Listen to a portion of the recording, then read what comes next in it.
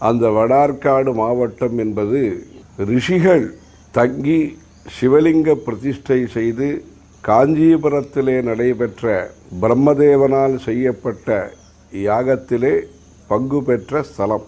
பிரம்மதேவன் படைப்பு கடவுளான பிரம்மா காஞ்சிபுரத்திலே யாகம் வேள்விகளை செய்த பொழுது அந்த வேள்வியிலே பங்கு பெறுவதற்காக பல்வேறு முனிவர்கள் அந்த காஞ்சிபுரத்திற்கு அடுத்தாற்போல் இருக்கக்கூடிய ஆற்காடு பிரதேசங்களிலே 6 காடுகளை உடைய ஷடாரண்யம் என்கிற பிரதேசங்களிலே பரத்வாஜேஸ்வரர், அத்ரி பகவான் அவரது வசிஷ்டேஸ்வரர், இப்படி விஷாரம், ஆற்காடு, புதுப்பாடி, இலுப்பை இதுபோன்று பல ஊர்களிலே தங்கி சிவலிங்க பிரதிஷ்டை செய்து வழிபட்ட புண்ணியஸ்தலம்.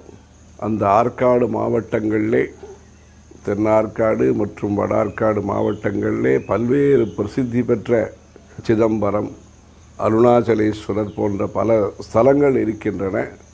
படவேடு இருக்கிறது. எத்தனையோ புண்ணிய ஸ்தலங்கள், எத்தனையோ மலையிலே இருக்கக்கூடிய கோவில்கள், சோளிங்கர், நட்சத்திர கோவில், இப்படி நிறைய இருக்கின்றன. தென்னாடுடைய சிவனே போற்றி, எந்நாட்டவர்க்கும் இறைவா போற்றி, அழகான காஞ்சியில் புகழாக வாழ்ந்திடும் அன்னை காமாட்சி உமையே. ஹரஹர சங்கர, ஜெய ஜெய சங்கர.